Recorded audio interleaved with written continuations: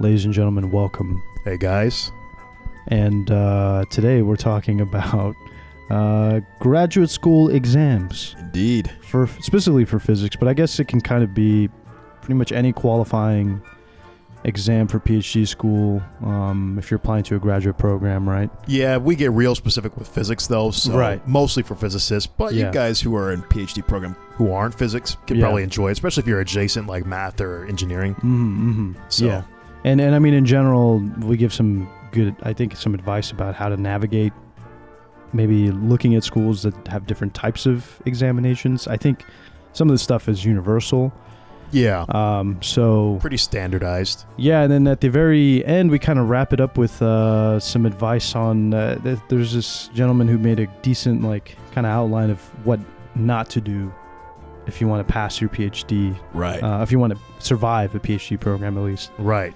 So if you're already feeling bad about PhD, don't look at this. But no, it's fun though. But yeah, just definitely we give as many tips as we can about the whole test taking process and what we think about it. So yeah, definitely you want to check it out. Yeah.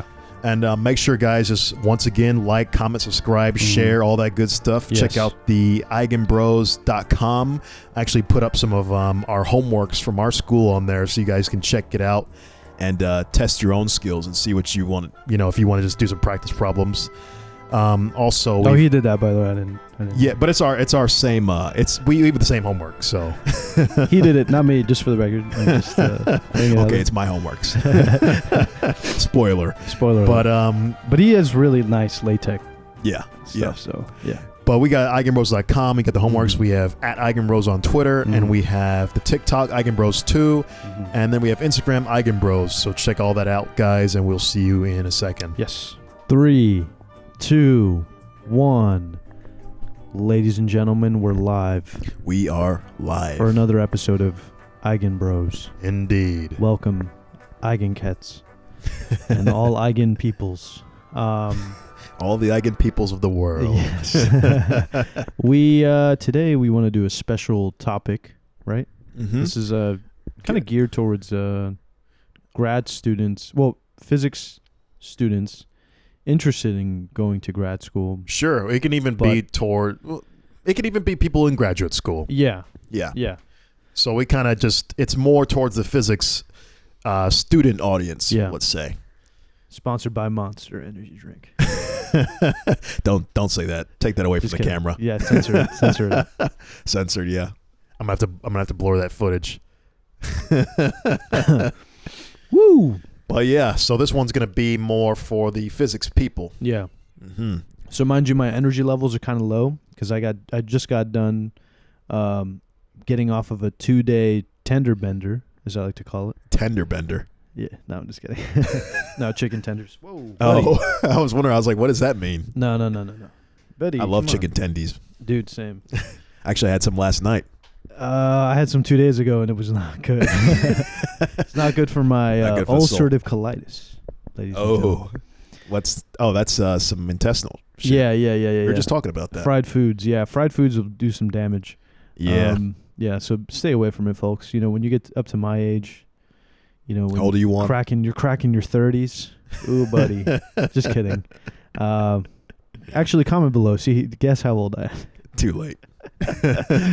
Crack in your 30s. I guess you didn't really say. No.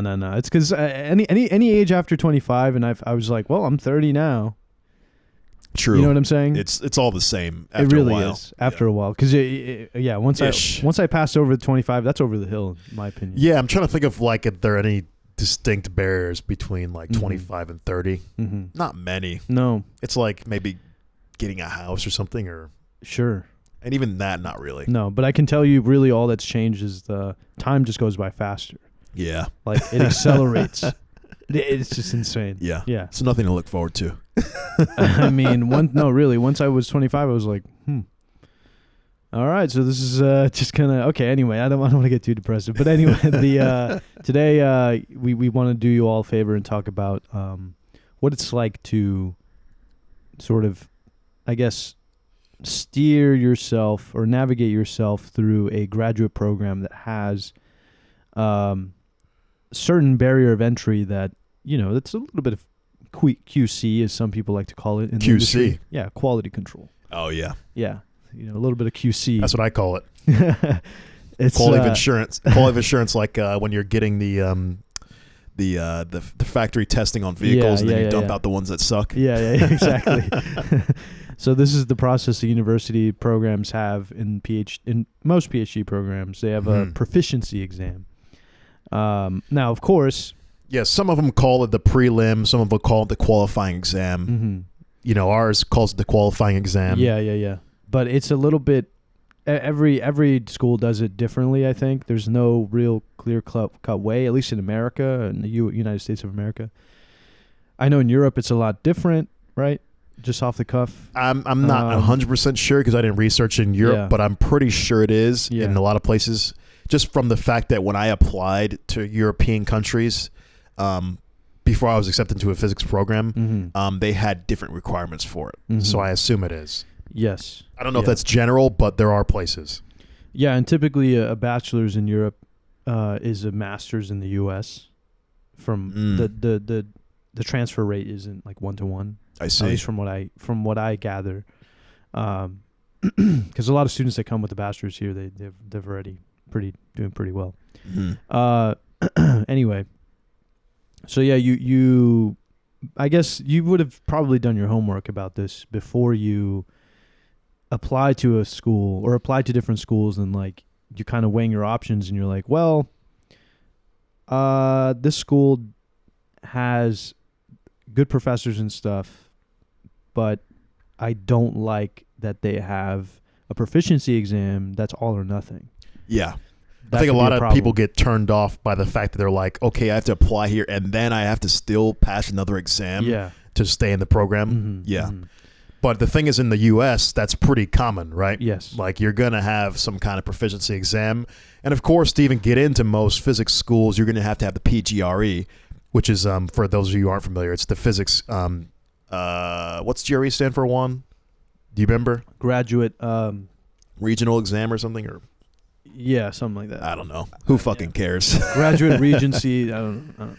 Some basically, bullshit exam. It's an exam you have to take because, again, it's a proficiency exam. Yeah. And it tells schools how good the physics knowledge that you have at the because it's all university physics. Yeah. Right. So nothing too crazy. Multiple choice. It's not. It's right or wrong. It's multiple choice. Okay, I can't even remember anymore. Yeah. I guess it has to be, right? That'd be impossible to grade. Exactly. It's multiple choice. So yeah. So basically, just you have to take the exam.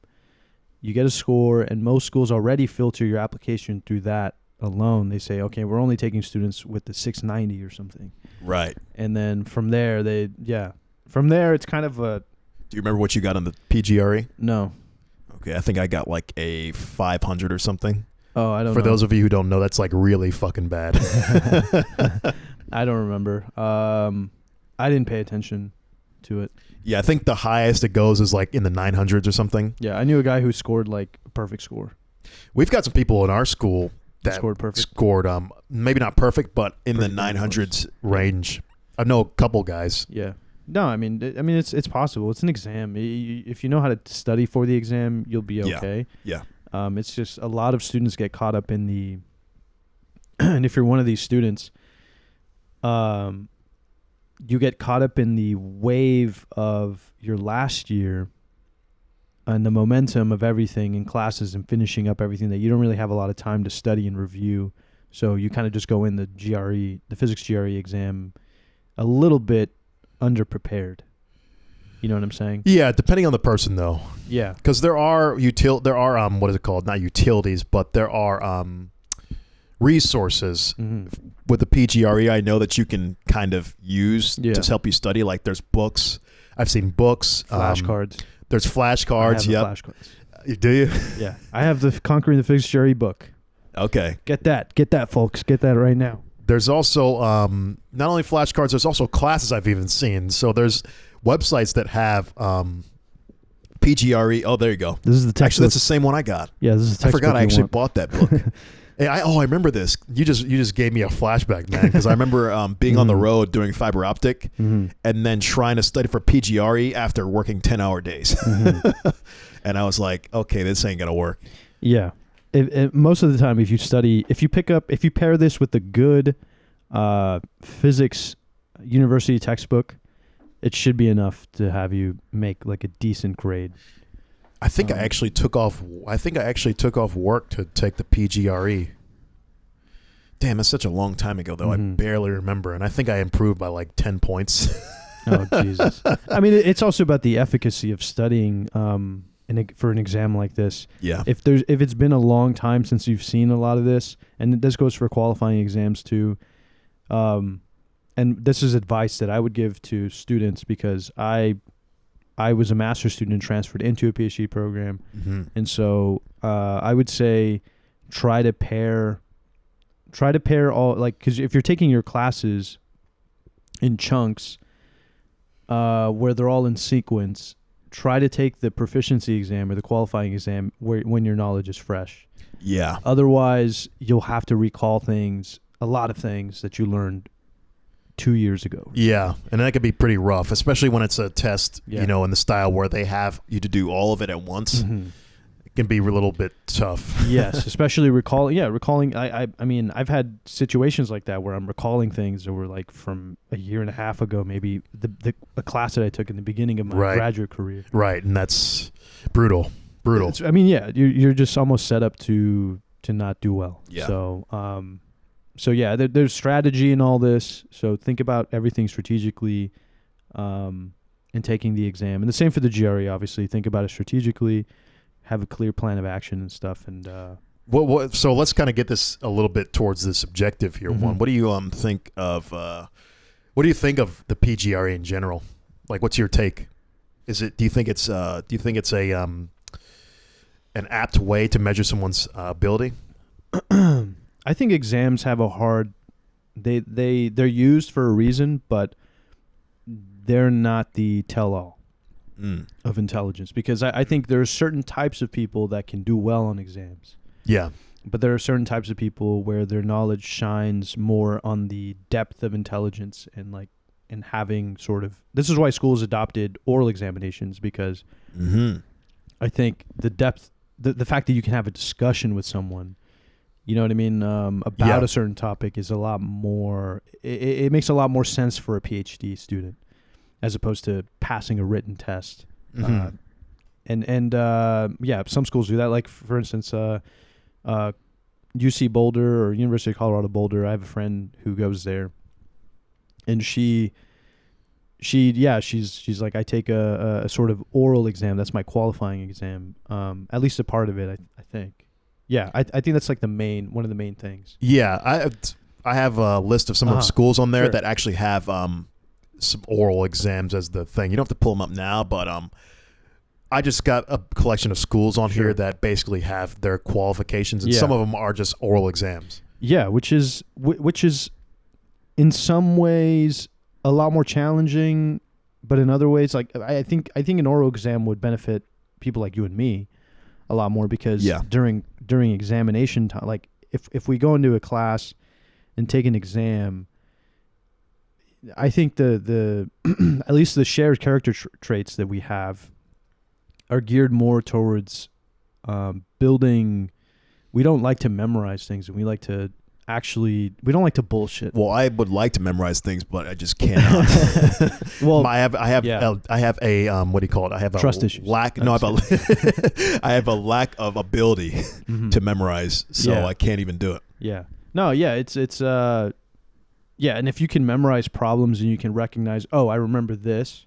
Now, I used to be able to get away with that a lot when I was younger. It used to be, it used to make a lot more sense. Actually usable. Exactly. But now, now I struggle, because I'm like, wow, I don't remember what the answer was. I used to kind of have photographic memory, but when you're really young, though, right? It just disappeared. It just went away. It just got hazier. But yeah, I mean, I blame marijuana. No, I blame for myself. Oh, I see. I just blame age, but. Yeah, just you're not gonna if you're one of these people that rely on memory, you don't have very long to do this. So try to Anyway, steering away from that point.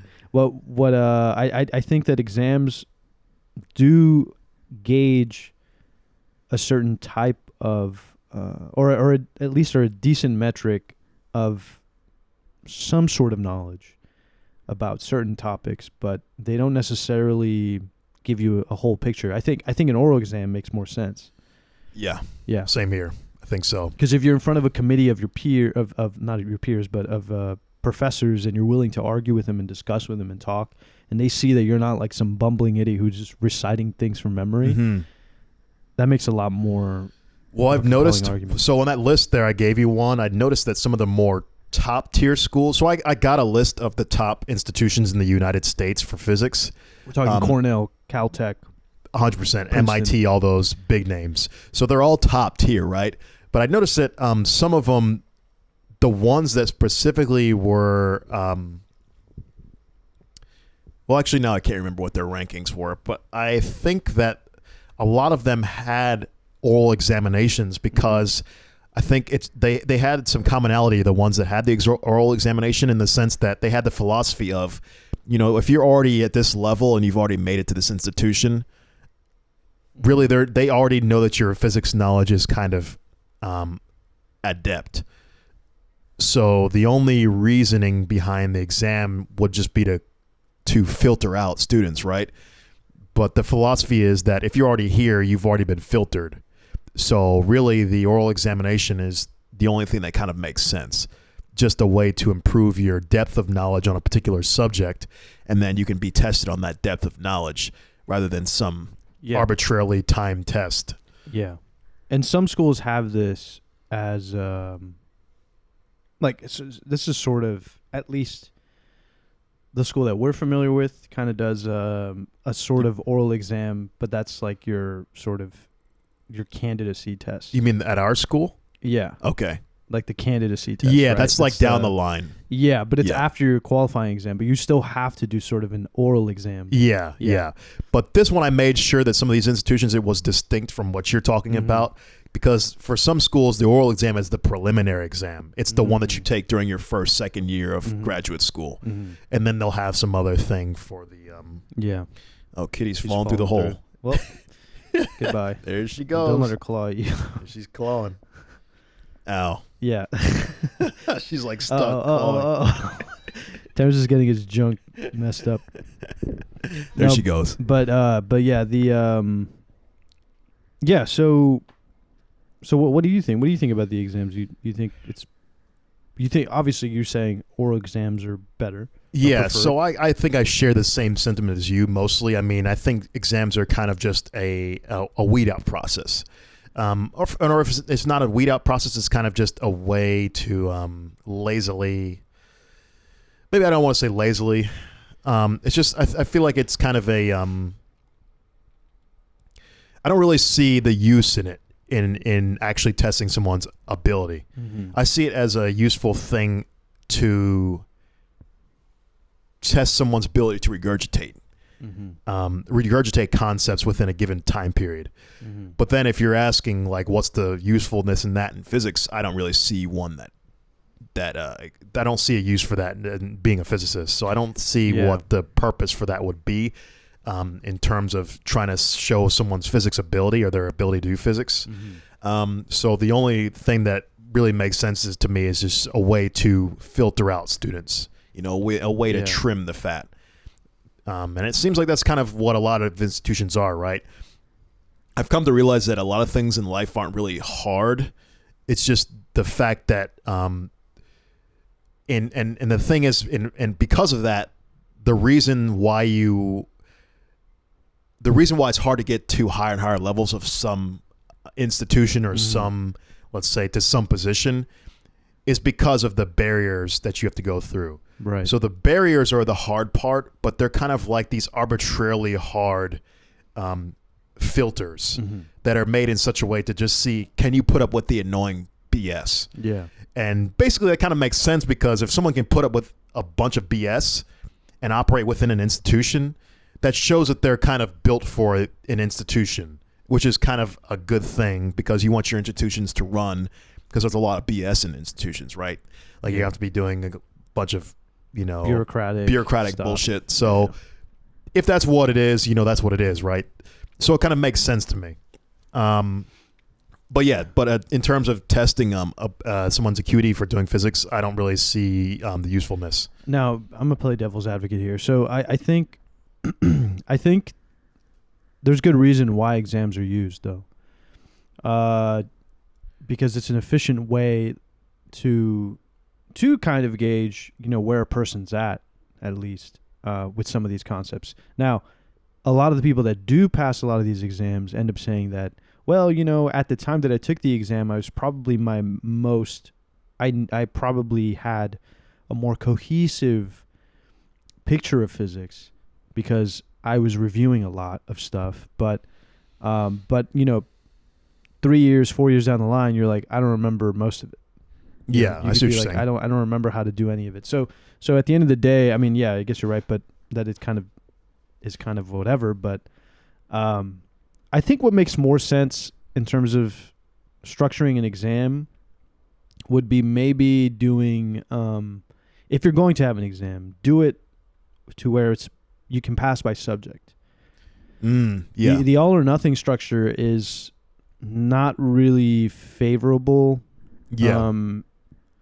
In the sense of like efficiency and time. Right, and I guess this is specific to some institutions. I think schools, a lot of schools do the all I think or a lot of them do. I think most of the ones that I pulled up on the top 10 do the all or nothing. Mm-hmm. However, I can't really say for sure because I think that specific might be something that's more talked about in the actual institution rather than just on the online criteria. Yeah. But from what I gathered from those resources, it sounded kind of like that.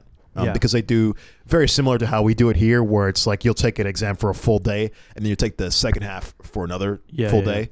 So I think the all or nothing is kind of unrealistic. Yeah. I think it doesn't make sense if you want to maximize. I mean, like if you're in a scenario with, like, say, students that are taking, say, master's students, for instance, if they only took maybe 2 or 3 the core physics subjects of graduate core at least, then you kind of run into the problem of like you not knowing the other subjects yet, or not having gone through the other sort of more rigorous graduate courses, and then you stumble upon like the problem of you don't remember a lot of these things because you have to review a lot farther back than the cohort that you're taking an exam with. It's a problem. Right. As opposed to passing. If you pass it by subject, then you can just focus on your one weak point or something. Yeah. So yeah. It makes a lot more sense, but I think a lot of schools, like Terence is saying, are more interested in weeding out people. They could be. One thing I've noticed that the schools who take a lot of stock in the qualifying exam is, I think they have lower requirements for the PGRE. So I think there's a correlation because with our school, for instance, there was a low requirement with the PGRE, so they have a lot of stress on the qualifying exam. And then the schools that have high requirements for PGRE have lower requirements for the qualifying exam. Yeah. So it kind of makes sense in that way that that barrier is like the testing barrier. So it's either your test barrier is the PGRE or your test barrier is the qualifying exam. But it's usually not going to be an institution that has both, but sometimes they do. Well, you're better off right now, folks. I'll tell you right now, you're better off with the PGRE, I think. Yeah, I think so too. If you can get as high as a PGRE as possible, that will be a better hack for you. Yes. Than trying to put that off and then trying to do it for the qualifying exam. Yeah, because qualifying exams in most institutions are based off of their own graduate coursework. Yeah. And I guarantee you it's not. Some of it might be some undergraduate stuff that you should know. They usually do. But it's like a mixed bag, I think. For most. I think it's a mixed bag, but I think the main test is you have complete undergraduate proficiency in physics. Yes, at the very least. Yeah. But yeah, I know that University of Chicago, UC Chicago. Yeah, they have at least their qualifying exams. There's like a whole textbook that's out there of all their questions, and it's pretty rigorous. Oh, okay. It's pretty rigorous for sort of an undergraduate. There are some qualifying in our qual bank. This is the bank that we use for when we want to look at old tests. Yeah, there were some brutal ass questions in there. I was like, "What?" Yeah, there's some questions in there that I'm like, "This is not joking." Yeah, I'm like, this is not going to take you 40 minutes. Yeah, this is going to take because the quals and our quals are what? How many questions? One six questions in 4 hours. 6 questions in 4 hours. Yeah, and some of those questions, I'm like. Literally, I could see you taking over an hour on one of those questions sometimes. Yeah, especially if you kind of don't really, if you didn't review a certain topic or you didn't review a certain topic well, you'll definitely have to work from building from scratch in a lot of ways. But the thing is, like, I don't know if you can ever review enough unless you exactly guess and then what's going to be on the test. Yeah. So yeah, it's tricky. These exams are very tricky and for a very good reason. I mean, some people might get lucky and study the right things. Yeah. Which is the case for some people. Yeah, I've never understood those types. I'm like, how the fuck do you always guess the right shit on the exam? Every time I try to do that, it's a fail. Yeah. A big fail. Oh, yeah, I've gotten lucky. I got lucky with certain attempts. That's so rare for me to ever get lucky. Yeah. Well, this one I got unlucky because my qualifying attempt, I had one problem the one problem I didn't answer was a problem that I saw in the sort of test bank. And I was like, this problem is so stupid. They wouldn't put this problem. and they did. They chose the problem. That's literally my thought process on like every exam, and then it's always on the exam. Yeah. No, because it's and so like Terence is saying, your best bet is probably just trying to study everything and getting a good sense of. I mean, really, it's about flexing that muscle. Yeah. Like more than anything. That exam taking muscle, though. Yes. Which is kind of a useless muscle. But it's like, yes. Unfortunately, it seems like something you have to cultivate if you want to survive within that academic framework. Mm-hmm. Yes. Yeah. So I've never really liked it.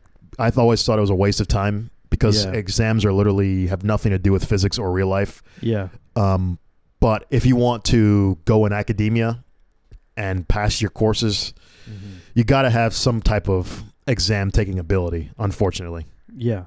So, I mean, shit, did you want to go over like the type of, well, because like you. Sure, we've got a list here of the different schools and their qualifying requirements. So I was just figured you could read maybe some of the qualifying requirements for some of the top tier institutions and just we can compare them to our own experiences, you know? Yeah. So just going off of MIT is probably the one. Yeah, it's a go-to. It's like, you know, like, I mean, come on, world renowned. So right away, MIT's general doctoral exam is they call it a written exam. Yeah.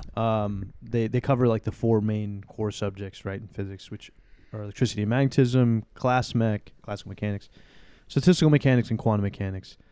And it says that students take each topic as a separate 75-minute exam. So that's even crazier in my opinion. Yeah. Selecting 1 or 2 presented written questions, and their performance is evaluated separately for each section.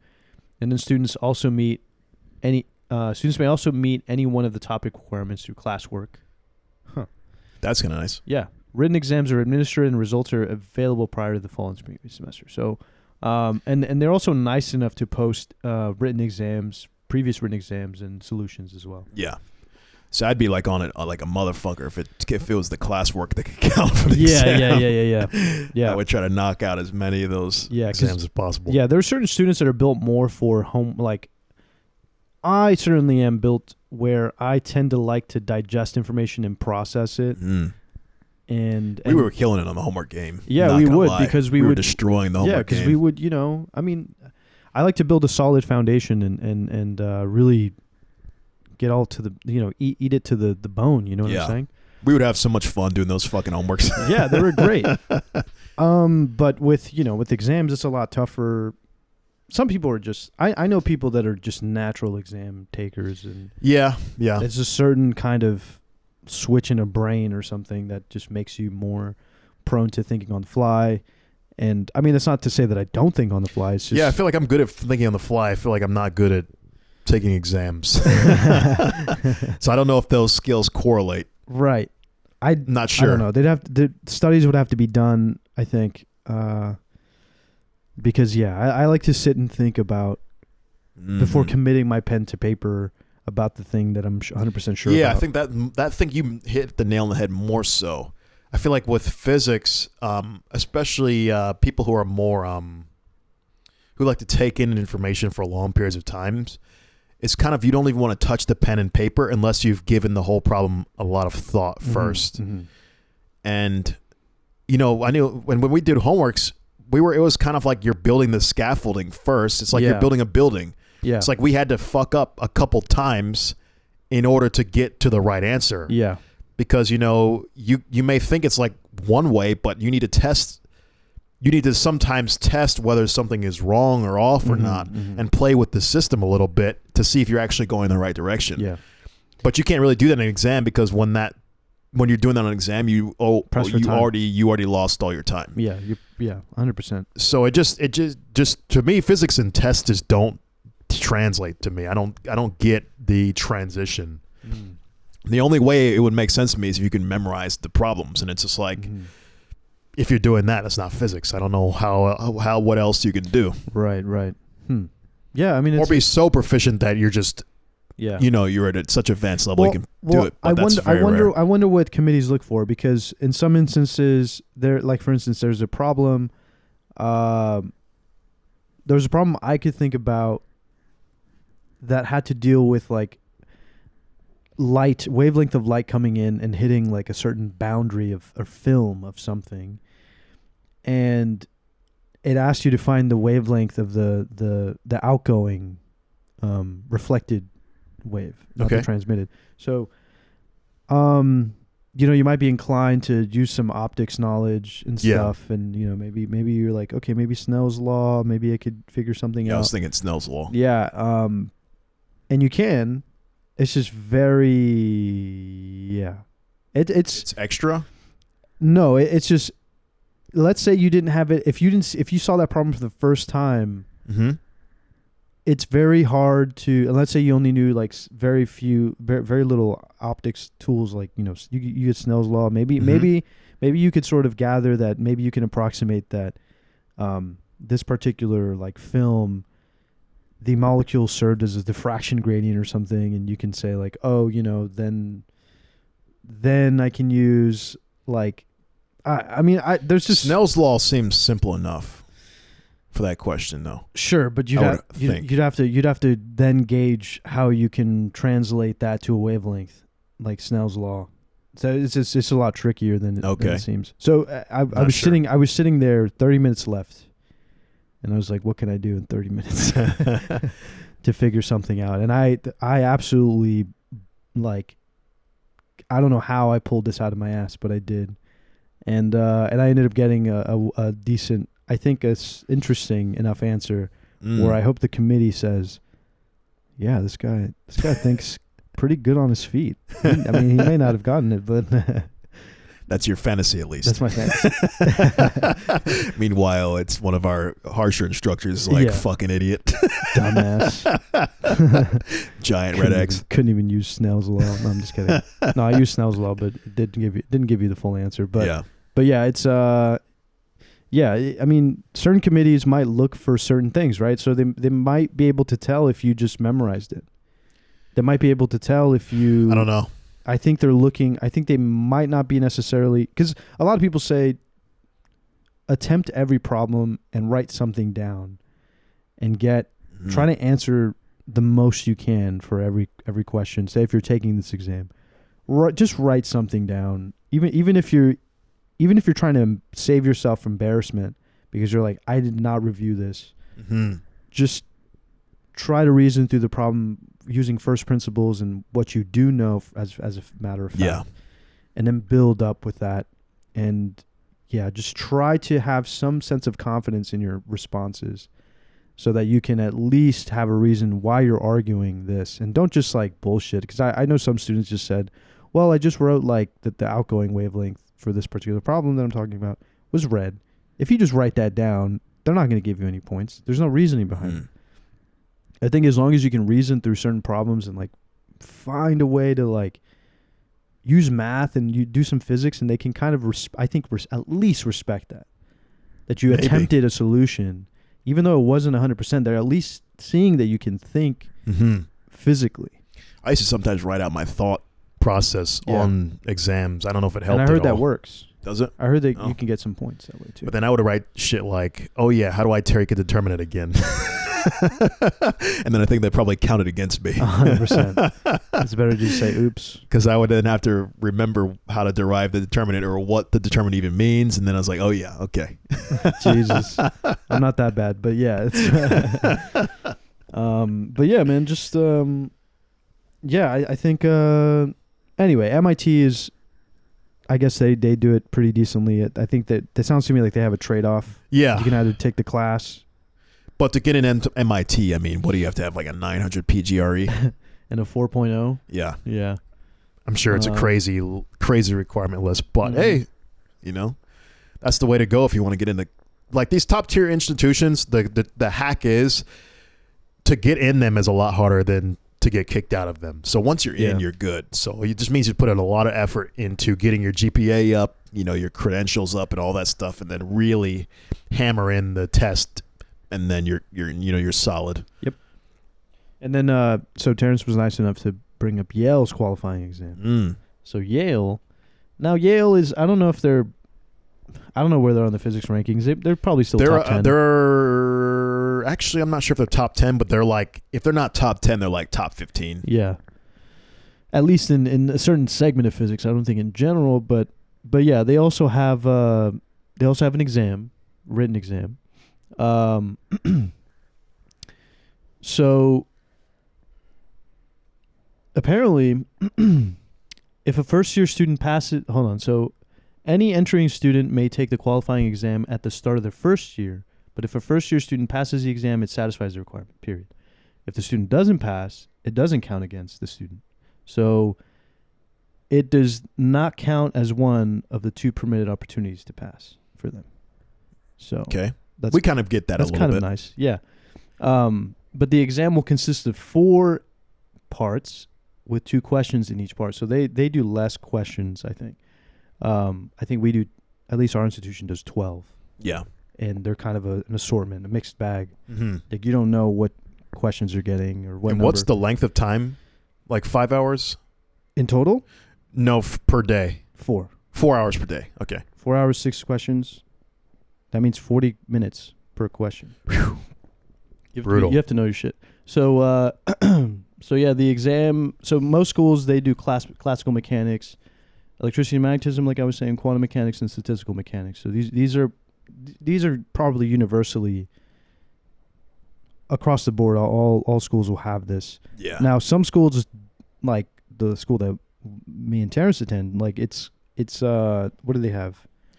Modern physics. They have modern physics. Yeah.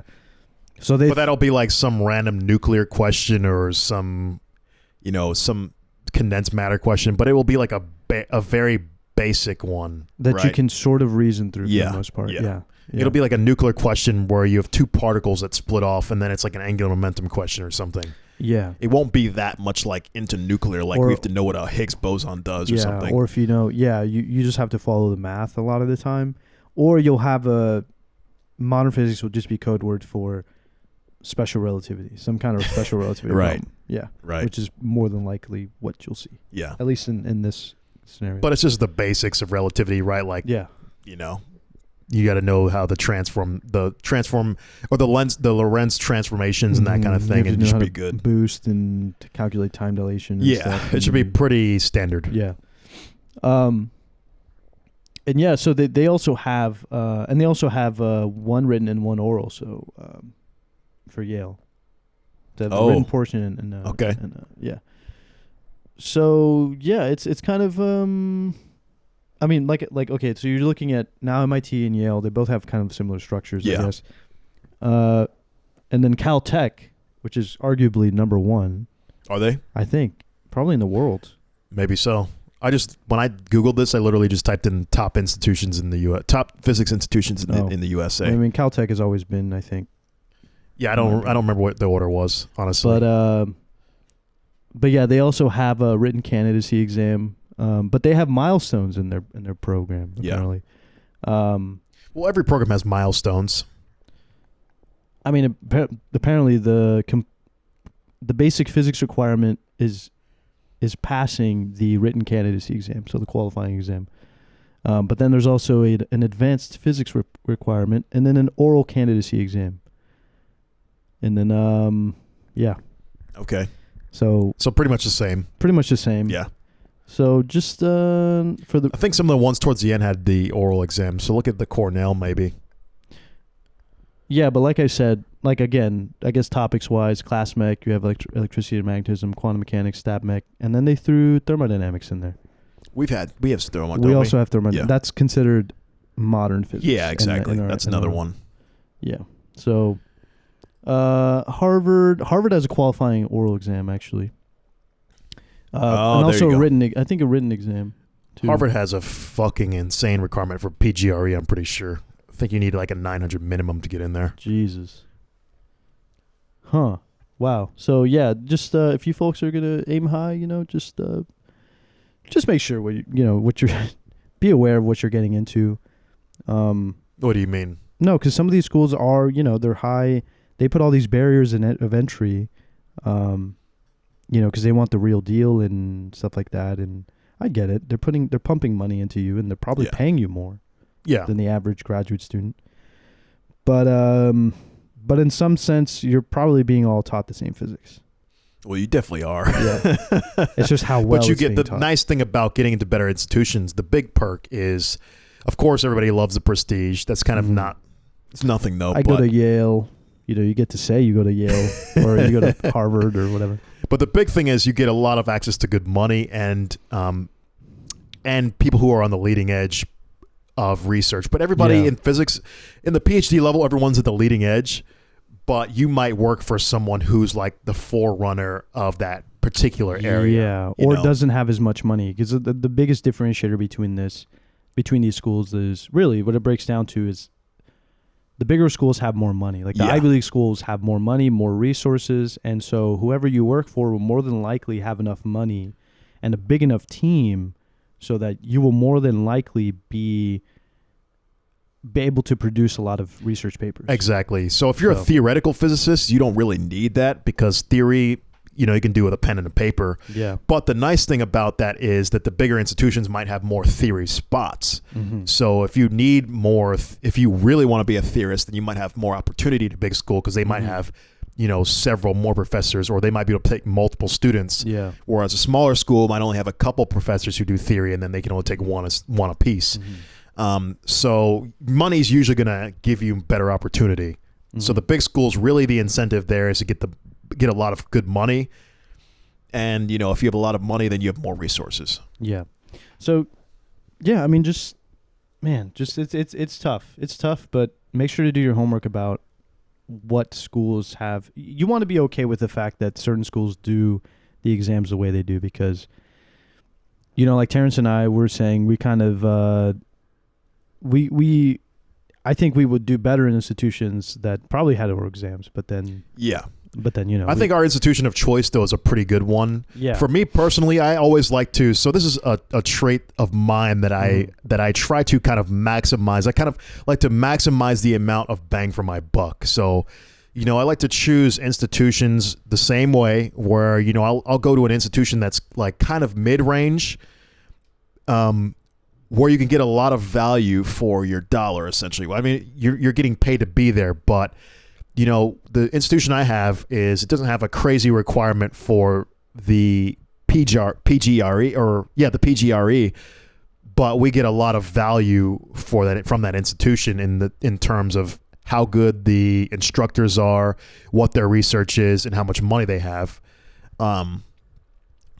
So it's like it's if you really want to maximize yourself, it's best to find somewhere that has not super competition, but they have good resources, and it's not that hard. It's not insane to get in there, but it's just hard enough to where you're not going to have an oversaturation.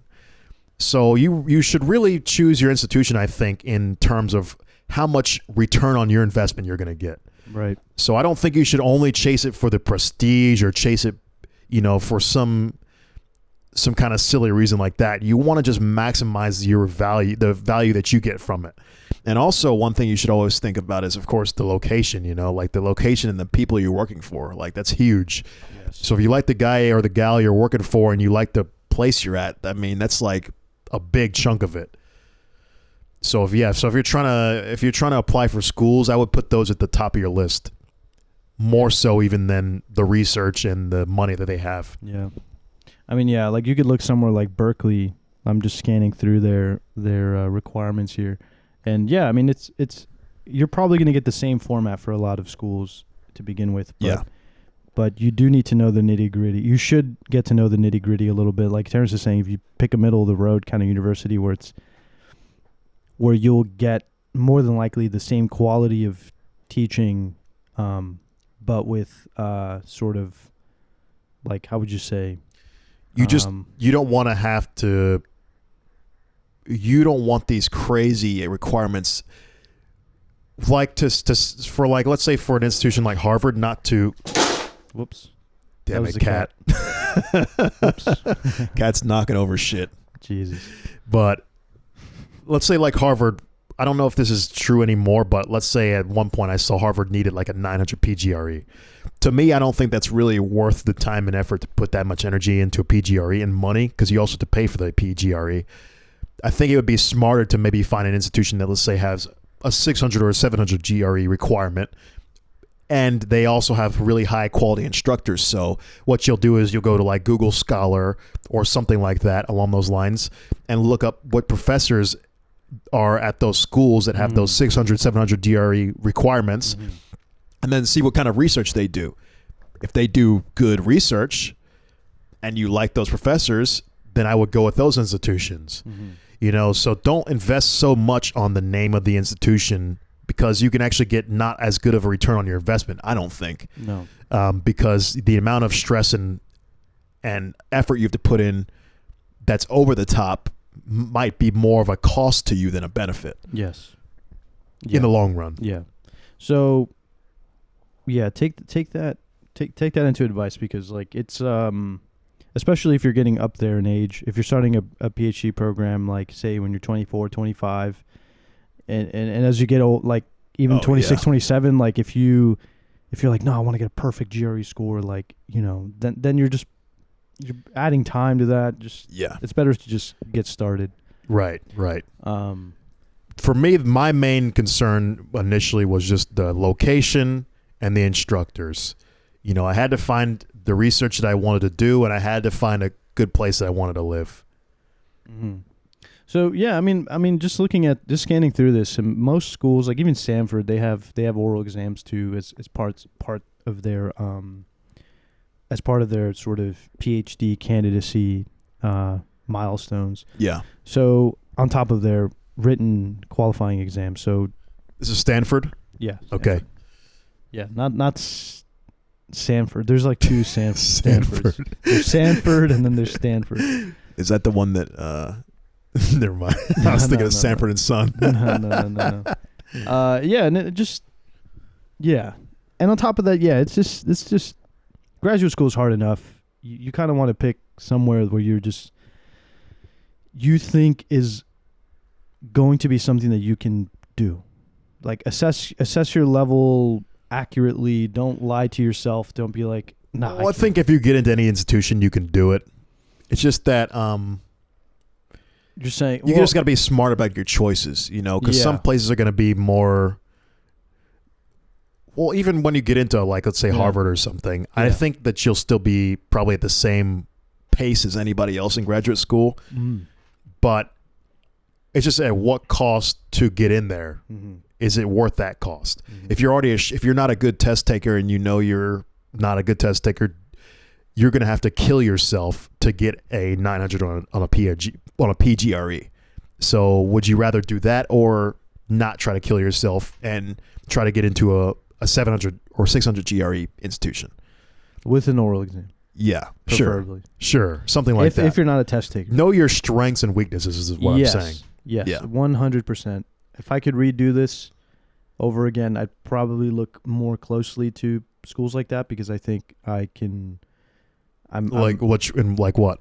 No, just having like an oral examination. Oh, and yeah. taking the physics theory more seriously, just to get over that barrier, and then just getting into a decent, like, I mean, the school I go to is decent. It's actually really good, but Yeah. it's just the trouble of a written exam. A lot of the time it's very stressful, at least for me. But I understand that I have that's just an aspect of like the way I think. Yeah. Where I approach problem solving is not really, it doesn't really add to when I take exams. Yeah. Yeah. So yeah, if you're one of these type of people, just try to, try, like Terence is saying, try to put like your strengths and weaknesses and what you think you can do, what you think you can't do. If you don't have any confidence talking in front of people, then maybe written exam is probably the way to go. Maybe that's a good point. A good thing. Yeah. Go to a school that just. I know people who we know people in the graduate program who like grading over teaching a class. Yes. I'm like, fuck that. Why would you ever want to grade? No, I 100% I mean, you agree. have to still grade when you teach a class, but it's so much easier than trying to grade graduate student homework. I 100% agree. But there are people like that. There are people that exactly. Some people prefer that. Some So people just prefer know your type. Not talking to anybody, just burying your head in the books and just, Right. doing the work. And by all means, do it. By all means, yeah. So, use your skill set. Mm-hmm. So I mean, I don't know if did you want to leave off on with anything? We had that list of things of why students fail graduate school. Oh, this is interesting. Students. So I wanted to just pick through that a little bit and see what you thought about some of the tips. This one was interesting. Yeah, so we got this list here of this guy, what's his name, Matt or something? Matt Might. Matt Might? That's how it says. Okay, Matt Might. Matt Might. So he wrote a reason of the common reasons of, MIGHT, by the way. Whoops. Oh, Might. I opened my like Gmail. Mighty. Please don't zoom in on this. Well, it's available on the internet, so it doesn't matter. Yeah, Matt Might. He says 10 easy ways to fail a PhD. Yeah, so he's kind of, I think he's like a PhD advisor or something for a bunch of students. So he's kind of made or compiled a list of the things that he's noticed on why people fail their PhDs. Mm-hmm. And I don't think it's specific to physics, but maybe we could even make it specific to physics and kind of comment on some of those things he says. Sure. So it says here, I mean, he's just right off the bat, he's like, the attrition rate in PhD school is high. What does that mean? Attrition? Well, I mean, he's just saying, okay, so that means. third to half will fail. Third to half of people who enroll will fail. But that's all PhDs, not physics specifically. Meaning the retention rate is already low. Like, you're more than likely the people that you come in with. And I can think about people like that. They're just like, I'm like, man, what happened to that guy? Yeah. Or what happened That's to that girl? me now. Like, they just disappeared. Yeah. So there's just a lot of people will fail out or just call it quits. Just be like, I don't want to do this anymore. Yeah. And I feel like that's more of calling it a failure isn't really like I think most people just get tired of it. Yeah. Get tired of putting up with the bullshit. Right. Because sometimes, I mean, that's the thing you got to see is, if you're in the program, you'll understand that the work-life balance gets very skewed. Yes. And that could take a toll on health. Yeah. Your quality of life. Yeah. All these things. So you're more than likely going to be exploited as a graduate student. And I don't use that word lightly. I mean it in a serious way. Yeah, it's kind of what you sign up for. Yes. The trade-offs are that you're given access to resources and stuff. That's the school's bargaining chips. Yeah. That they come to you and they're like, well, they're offering you a future. Yeah. And so you're sacrificing your present for that future. And that's how they leverage you. They for paying you a sort of poverty wage. Yeah. So yeah, it's just just accept the fact that you are being exploited and that you do have you are probably gonna have better options in industry for sure.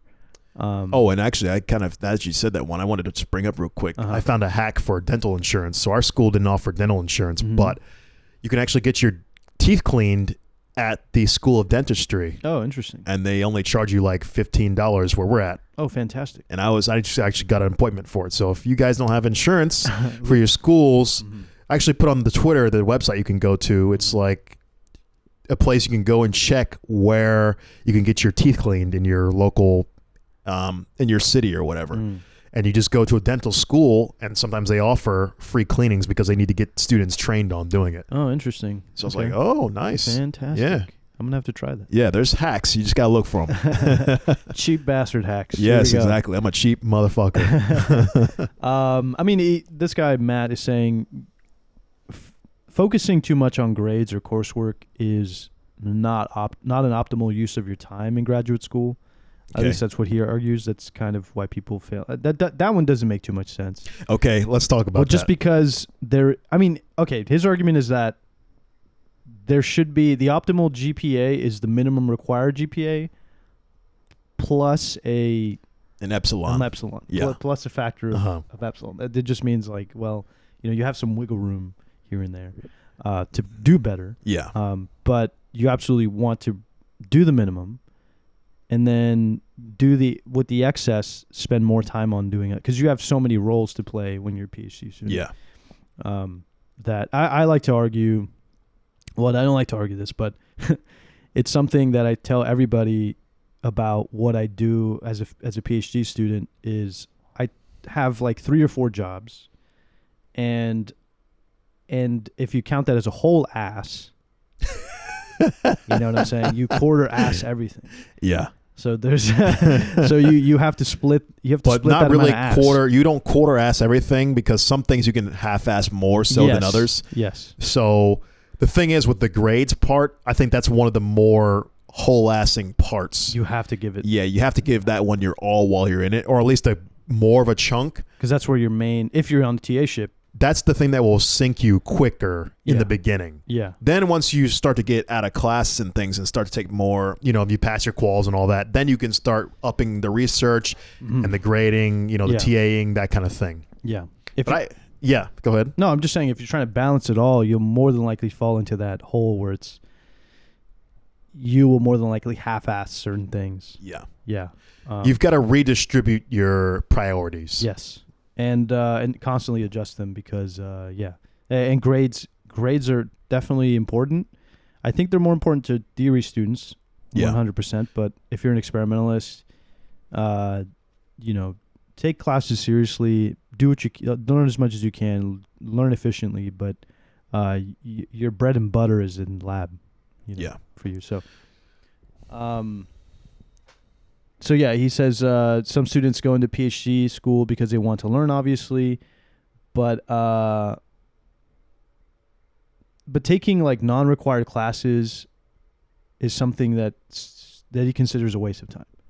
And we don't even have that. We never had that opportunity. So I don't even think that's a normal thing for physics people to do because it's already, you have so much on your plate as it is. I don't think you're even thinking about taking any outside classes. Well, for instance, like if you're condensed matter, you'll more than likely be pushed to take certain classes over others. For instance, I think we have the option of taking quantum field theory versus many particle quantum mechanics. Very good point. Very good point. So you can sort of take the quantum theory route and learn quantum theory, but it's not really going to give you a better picture of the physics when you do condensed matter because condensed matter deals with many particle systems. So it's better. You're better off learning, in this case, taking that class instead of. I know some people that are more intrigued in taking quantum theory as opposed to quantum many-body particle systems. Right. That's a very good point. So, like, even within your discipline, you need to really pick and choose wisely. Yes. Don't waste your time. Yeah. Don't waste your time. That's something that I think Terence and I kind of learned a little bit. Oh, yeah. I was trying to take the minimum amount of classes that I possibly needed. Yeah, I think the first year was rough because I feel like we wasted a lot of time. Yeah. The first year. Yeah. That's because we took undergraduate courses. We kind of were in a situation where we had to. Yeah. We definitely could have cut out at least 2 or 3 of them. Yeah. So for sure. Yeah, I think we only took 2. Did we take 3? We took 2. No, because we took E&M 2, we took general relativity, we took 3. and then we took classical mechanics. So we could have cut out 2 at least. Cut out 2 at least. Yeah, because the GR was kind of useful. That's kind of an extraneous class, though. Yeah. But we took that as an option to not have to take E&M 1. Yes. So we were kind of still forced in that position a little bit. But don't waste your time. Yeah. Don't try not to waste your time. Yeah, if you're ever grad school and they offer you to take undergraduate courses, just don't fucking do it. Just take the graduate courses. Or if, or take one if you don't want the full course load of graduate. Take one. But don't ever take 3. Don't ever take 3. Waste of time. It's a massive waste of time. Yeah. So don't do that. And yeah, I agree with him. It can set you up for failure in a lot of ways. He's saying don't procrastinate. Well, he's saying procrastinators are also people. Procrastinating is one of the reasons why you can fail out. But this is a problem universally for every inch of life that you'll ever have. Yeah, I mean, but he's just saying that procrastination comes from he believes chronic perfectionism is how he characterizes it. I see. Yeah, that's true as well. Meaning what is that saying? How does that saying go? Being the enemy of progress or something is something about being good enough or something like that. I don't know. Yeah, I don't know the phrase. It's like good enough is the enemy of perfect or something like that. But it's like when you want to do something, like getting a 0 is worse than getting a 50 or something. Yeah. So in that case, and I had situations like that in my first year when I was like, dude, I don't have time to do this homework, and I have to turn in a 0 when I could have easily done maybe anything 50-50 on the homeworks. Yeah. Like partition my time equally instead of getting one perfect 100. And then, you know what I'm saying? That's one skill I've cultivated a lot over the years, I think, where I'm actually proud of that now, where I feel like I'm good at just doing something. So you just have to tell yourself to just do it, no matter what. Even if you have not a clear image in your mind, put down the shittiest version even. Like I'll do the shittiest version ever the first time, and then I'll look at it the next day and say, I can make this better. Because then your mind will just, once you have the ball rolling, you'll be able to fix it and correct it. Yeah. Just do some bullshit if you need to at the beginning. Yeah. It works, you just have to move. Yes. So yeah, don't be a perfectionist. Just do it, like Nike says. He also says going rogue too soon or too late is a issue. Yeah, I didn't read that one. What does that mean? He's just trying to say that if you, like, when you pick your advisor and you're in your research group and doing research, the ideal structure is that your first maybe 2 to 3 years, you're yielding a lot to your advisor's advice. And then once you start learning about your project enough, you become the expert in that particular, in your project. So then once you have a grasp of what your research is, then you're the one who takes things and basically builds on them, maybe taking the project in a different direction than your advisor would. I see. But his argument is that if you do it too soon, you can kind of end up nowhere because you took the reins when you shouldn't have. You didn't have enough experience. So it's kind of like recognizing when you should and when you should yield to your advisor and when to pull back, and then because sometimes, of course, this depends on the nature or the sort of personality of your advisor. Because some advisors are already control freaks, or maybe they're a little bit more like micromanaging people, and then there's the opposite. There's ones that just kind of give you like whatever, just figure it out. Right. If you have any questions, come to me, and it's you're. Be smart about it. Have a plan. But definitely, I agree with him for the first part of your PhD. Yield to your advisor's advice. They have a lot more experience than you do. Right. And hopefully they get it right. Yeah, that's only sound advice. Yeah. I'm gonna corroborate You're gonna check off on that. Yeah. Otherwise, you can risk just thinking that you have an idea of what's going on when you really don't. Right. So yeah, don't waste your time. That's also don't waste your time. But remember, in grad school, you're still stupid. Yes. He also argues not to treat school like PhD like school or work. Yeah. Okay. Which is interesting. I don't know if I agreed with him, but he was just saying don't treat a PhD program like it's school or work. And he makes a good point, though, if you read on inside of it. What do you mean? Like, what do you agree with him? So he says that you have to treat it like it's biblical, almost like you're always thinking about the problems. Your depth of caring about PhD is going to be at a higher level than work in school, and I think I agree. If you're talking about how a traditional person would do it, of course, with physicists, we kind of have a little bit more experience, I think, from undergraduate, because in undergraduate, you still even have to do kind of more than the average student, let's say. But it's still in PhD, it's going to be the next level up.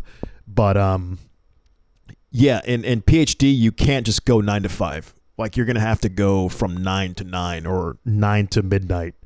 You know, when we were working, I mean, we were literally working from 9 a.m. to midnight daily, every single day for, semesters. Yeah. So it's not the same as schoolwork. It's like, it's beyond, if it's a job, it's a job where you're always working full time or overtime. Yes. So it's definitely a ramp up. That's one of the issues with PhD that people run into is that, you're going to have health problems. You could have health problems. You could have bad dietary problems. You could have sleep problems, social problems. That all stems from the fact that you're going to have to be dedicating that much time to your work. Yeah. You will activate psychosis or something. Yeah. Yeah. You will activate something in your brain that turns on. I know people that have literally gone insane. Yeah, I know. We've known people who've suicided. Yeah. So, I mean, this is not a joke, people. Yeah. But the thing is, of course, we're not trying to scare anybody. No, but, we're not. You just got to be cognizant of your time. I mean, we can still do podcasts and stuff. I mean, you just have to make time and make sure you can fit it in your time. Well, this is also a couple years into Yeah, of course. We're kind of past the point of really hell. Yeah. The real hell is in the beginning. The first 2 years. Like, that's major hell. Hellish. Yeah. But yeah, as time goes on, it'll get better. It'll get better. Yeah. Yeah. But now I can see why I agree with him, because the people that do take it as a 9 to 5 kind of especially job, initially, that's when you're kind of fucking up. Yeah. You're not going to be able to survive like that. No. Unfortunately, no. Like, I think later on you can, towards the end, you can treat it like a job or something. Yeah. Because once you figured it out, once you learn the reins, because you will be lagging behind if you don't treat it like he was saying, a monastic experience where it's like you give your vows. You're going to have to do it at least at some point. Yes. Either the earlier the better. The earlier the better, because if you're younger, you can put up. You can take that. You can take the pain. Yeah. When you're older, you're going to be like, I can't fucking do this. You're just going to be like, this is too much. Yeah. At this point. Of course, I mean, when I say the sooner the better, I mean, like, as soon as you get in. If you get in at 30, then you can do it. But you just need to have the energy. When you're in the beginning and you're primed and you're like excited and everything, it's better to do it then. Yeah. But over the years, you're going to be more and more wore down. So just do it quickly first. Exactly. Don't prolong it. 100%, dude. And he's saying aiming too low. Some students look at the weakest student to get a PhD in their department and aim for that.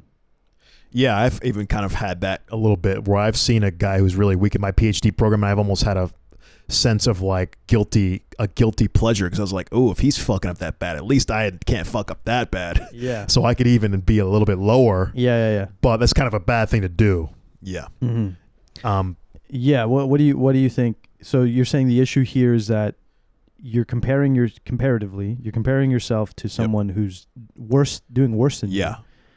The thing is, with PhD, there's no guarantee to pass. Yeah. So if he's doing horribly, that doesn't necessarily mean he's going to pass. So don't get comfortable because someone else is doing badly and thinking that, I'll be able to just chill. Yeah, now. if he's doing badly. Yeah. Luckily, I realized that very fast. But, if you get caught up in it and think, oh, this person's not doing that much, I can hold off. No. Nah, buddy, that person could be gone in like next week. Yeah. And then that means you could be gone next week. Yeah. So no, I mean, and that's some good advice. Look at your own path, and your path is unique, and take the trajectory you're on. Don't try to compare yourself to others. Try to do what's best for you at all times during the PhD program, because that's something that a lot of people don't think about. At least I didn't. I didn't really internalize that this was my PhD journey. Right. And it feels like you're having a shared experience with your advisors and stuff, because they're the ones guiding you. But at the end of the day, you're the one who's giving up time to be here. You're the one who's making a commitment to do this, and you should structure it the way that makes the most sense for you. Absolutely. Yeah. So it reminds me of like being a musician, like when you play music, a lot of times you'll play cover songs, you'll find some cool artists that you like, and you'll copy some of their techniques, like what you like about how they play. But to be a true musician, you need to find your own voice. It's the same with music, art, all this stuff. So you have to become your own person. PhD is the same way. You're your own scientist. You can't be someone else. You know, you're just a shitty replica then. You can never replicate someone else. So you have to be your own person. You can guide and borrow things from other people, but ultimately that collection of things needs to be spawned into something that's uniquely you. Yes. Agreed 100%. Just make it you. Make it like borrow techniques, ideas from people, get their input, whatever, but at the end of the day, put it all together in your own voice and stuff. And there's no set blueprint that you can just rotely follow. Yeah, because one of the things I see, I'm a senior member in my group now, and it's kind of interesting seeing where I was 2 or 3 years ago. Sorry. Bless you. Excuse me. And they're always like, wow, you have this project that's giving you good data, and I'm like, you don't understand where I was 1 year ago. 1 year ago, I was in purgatory. I was in purgatory. I did not know if I was going to have a project to even like have anything. Right. So you need to. I was in your situation. I kept jumping from project to project, not finding anything that would work or give me good results. And I mean, I was like, don't compare yourself to me. So one day you might strike gold and hit something that will give you good results or interesting results. And that's all you can really hope for. Right. Some people get stuck in that purgatory fucking pit for years. Very true. Yeah, we know somebody like that.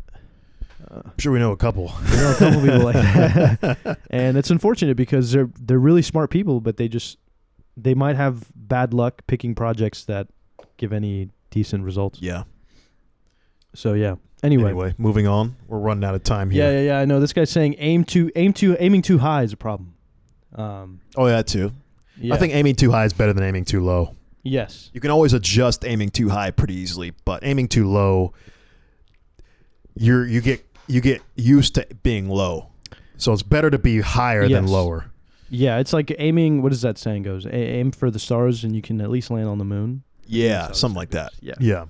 But that's like, it's as true as it gets. If you aim high and then you just miscalculate, at least you'll still be variationally on a good trajectory. Yeah. So yeah, and then he's saying don't miss the real milestones. Most schools require coursework, qualifiers, thesis, proposals, defenses, and your finally your dissertation. Those are the requirements on paper, but in practice, he says. There are 3, typically you want good publications, and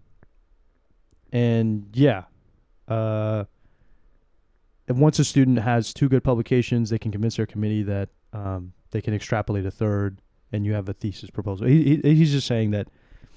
Yeah, do real shit. Yeah. Always keep in mind real shit. Publications speak way loud, man. Especially if you want to go into academia.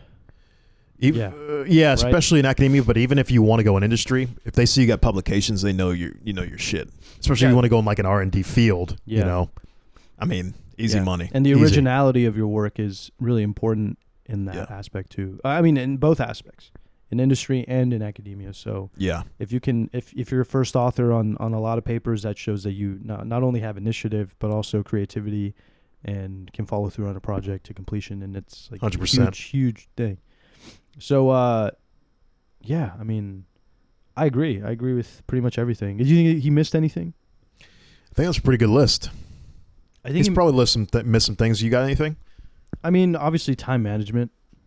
Like, he's kind of said that with procrastination. Oh, okay. But he had phrased it in such a way where it's like procrastinating because you're too perfect, but.